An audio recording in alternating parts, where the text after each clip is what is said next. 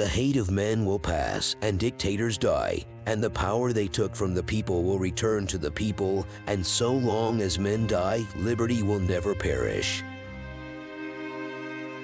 You, the people, have the power to create machines, the power to create happiness. You, the people, have the power to make this life free and beautiful, to make this life a wonderful adventure. Let us fight to free the world, to do away with national barriers, to do away with greed, with hate and intolerance. Let us fight for a world of reason, a world where science and progress will lead to all men's happiness.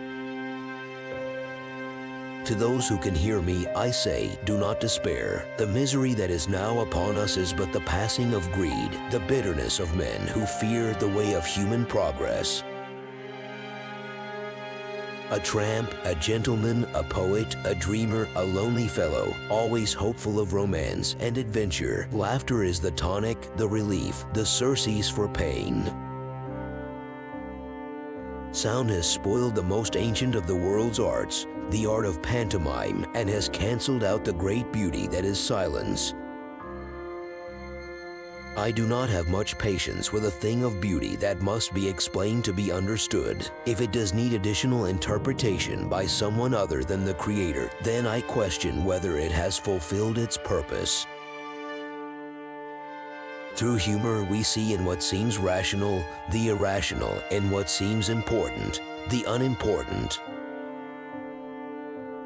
Beauty is an omnipresence of death and loveliness, a smiling sadness that we discern in nature and all things, a mystic communion that the poet feels. I don't believe that the public knows what it wants. This is the conclusion that I have drawn from my career.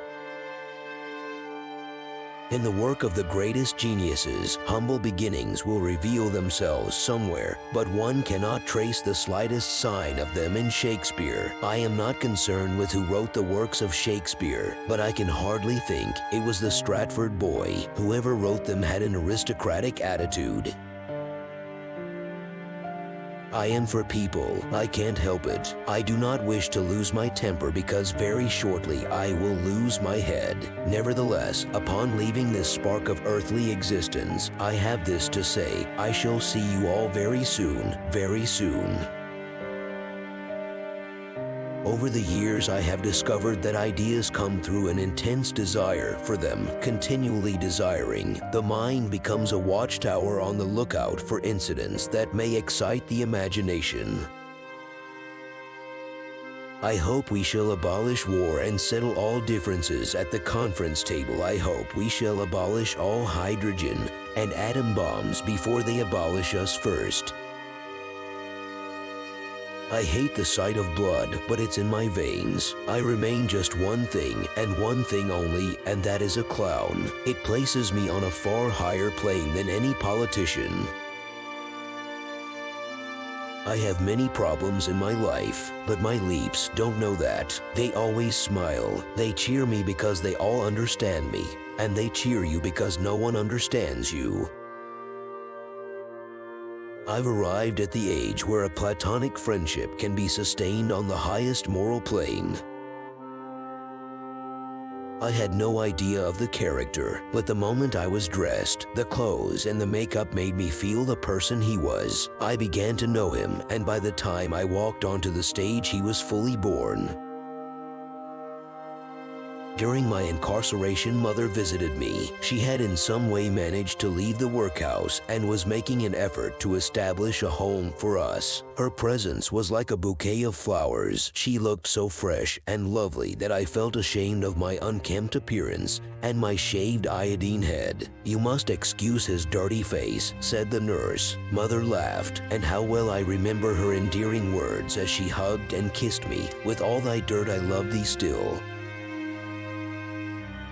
It seems to me that my mother was the most splendid woman I ever knew. I have met a lot of people knocking around the world since, but I have never met a more thoroughly refined woman than my mother. If I have amounted to anything, it will be due to her. That is why, no matter how desperate the predicament is, I am always very much in earnest about clutching my cane, straightening my derby hat, and fixing my tie, even though I have just landed on my head. I am not religious in the dogmatic sense. I neither believe nor disbelieve in anything. What can stars do? Nothing, but sit on their axis. As I began to love myself, I recognized that my mind can disturb me and it can make me sick. But as I connected it to my heart, my mind became a valuable ally. Today I call this connection wisdom of the heart. Anyone can make them cry, but it takes a genius to make them laugh. What do you want a meaning for? Life is a desire, not a meaning. We think too much and feel too little. More than machinery, we need humanity. More than cleverness, we need kindness and gentleness. Without these qualities, life will be violent and all will be lost. I have found that great ideas come when you have a great desire to have them. Unless I write every day, I don't feel I deserve my dinner. As for politics, I'm an anarchist. I hate governments and rules and fetters. Can't stand caged animals. People must be free. Life is laughter when seen in a long shot, but it is a tragedy when seen in a close-up. Despair is a narcotic. It lulls the mind into indifference. I do not need drugs to be a genius. Do not take a genius to be human, but I need your smile to be happy. To help a friend in need is easy, but to give him your time is not always opportune. This is a ruthless world and one must be ruthless to cope with it. Even when I was in the orphanage, when I was roaming the street trying to find enough to eat, even then I thought of myself as the greatest actor in the world. I had to feel the exuberance that comes from utter confidence in yourself. Without it, you go down to defeat. All I need to make a comedy is a park, a policeman, and a pretty girl. My character of the Tramp, the millions of workers symbolized in that one figure. Life can be wonderful if you're not afraid of it. All it takes is courage, imagination, and a little dough. If you're really truthful with yourself, it's a wonderful guidance. Life salutes you when you make others happy. My technique is the outcome of thinking for myself, of my own logic and approach. It is not borrowed from what others are doing. I believe in the power of laughter and tears as an antidote to hatred and terror. Perfect love is the most beautiful of all frustrations because it is more than one can express. Life could be wonderful if people would leave you alone.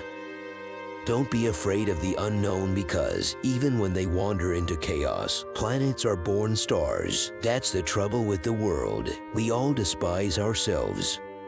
I am what I am, an individual, unique and different, with a lineal history of ancestral promptings and urgings, a history of dreams, desires, and of special experiences, all of which I am the sum total. Nothing is more important than the moving image, except for my cup of coffee in the morning. My prodigious sin was, and still is, being a nonconformist.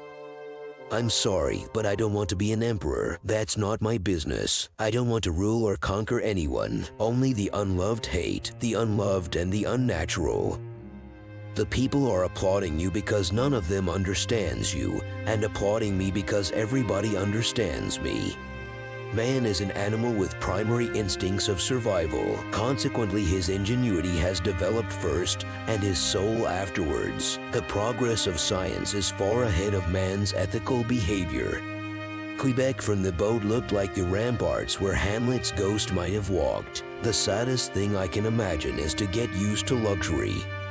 I am not a political man and I have no political convictions. I am an individual and a believer in liberty. That is all the politics I have. On the other hand, I am not a super patriot. Super patriotism leads to Hitlerism, and we've had our lesson there. I don't want to create a revolution. I just want to create a few more films.